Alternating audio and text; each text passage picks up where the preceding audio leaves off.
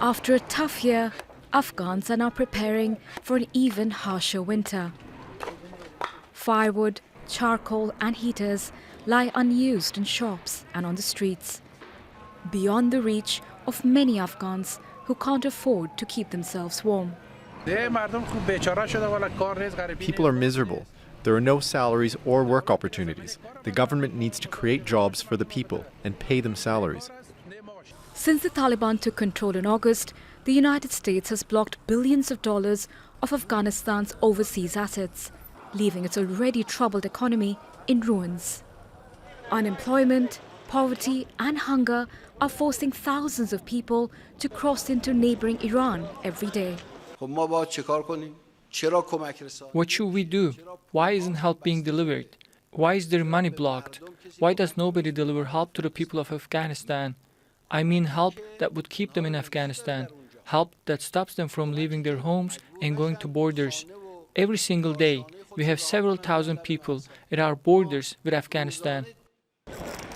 Iran hosts one of the largest number of Afghan refugees in the world. For decades, Afghans have been making their way across Iran's long eastern border. But aid agencies say the number of arrivals is increasing, and US sanctions are also hurting aid efforts. In Iran, there is already 3.5 to 4 million Afghans coming over the years over the border and from the fighting in Afghanistan. Now with 4,000-5,000 each day, Iran will be overwhelmed. There is not enough resources here to help them. So the international community has to help the neighboring countries. Inside Afghanistan, very much so, but also the neighboring countries, Iran and Pakistan. For now, millions of Afghans are caught between starvation at home and displacement abroad, with little help in sight. Priyanka, Gupta, Al Jazeera. Okay, let's bring in Hassan Esfandiar. He is Director General for International Operations and Humanitarian Programs at the Iranian Red Crescent Society. He joins us now from Tehran. Thank you so much for joining us here on the News Hour. Just start by giving us your analysis, if you would, on the scale of the refugee crisis. Can Iran cope with the number of people that it's seeing? Well, thank you very much for providing the opportunity for me to discuss about the Afghan issues and the crisis at the border areas. As you properly mentioned, during last few months, the situation in Afghanistan has changed, and then we are facing the new development inside Afghanistan, which the consequences would be for the neighboring countries, especially Iran. Iran has a very long border with Afghanistan, which is about 940 kilometers, neighboring three provinces to Afghanistan.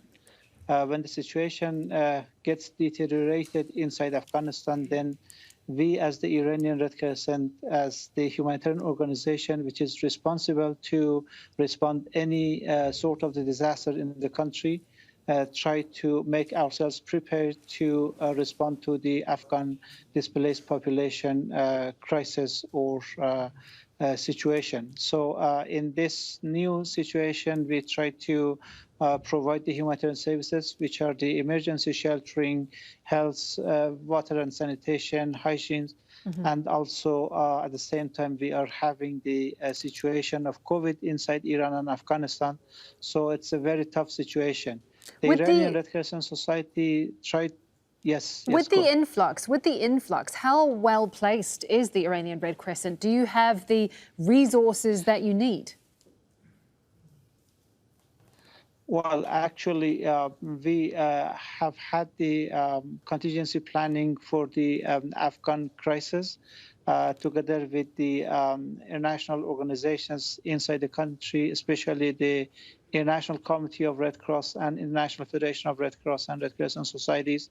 So the contingency planning has been provided to international donors and organizations to cover the requirements and needs of the Afghan displaced population for 3 months, 6 months, or even more. So the initial contingency planning is trying to cover the needs of 150,000 people for 3 months at the moment. So the Iranian Red Crescent is trying to provide the humanitarian services, especially for the relief and emergency sheltering, water sanitation, health, PGI, psychological supports, and so on. So these are the plans which we try to provide humanitarian services to them. But let me also reiterate that due to the current situation of sanctions to the country, unfortunately, we were not able to receive the international donations assistance because the banking channels are blocked. And then we are not able to receive the humanitarian donations. So far, the Iranian Red Crescent tried to provide its own resources for the Afghan displaced populations who are approaching the border. As it is mentioned by your colleagues in the report, the average number of the populations who are approaching the Iranian borders are between 2,000 to 7,000 per day. So it's a huge number, but we were not yet faced with the influx of the Afghans.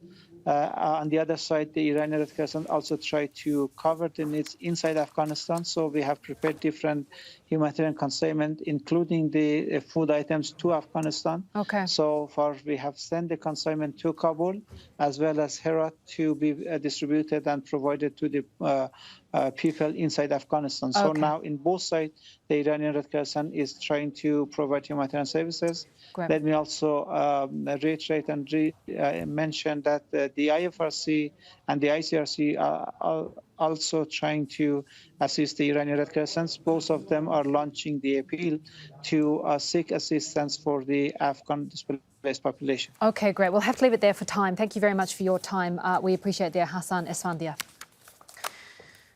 Thank you so much.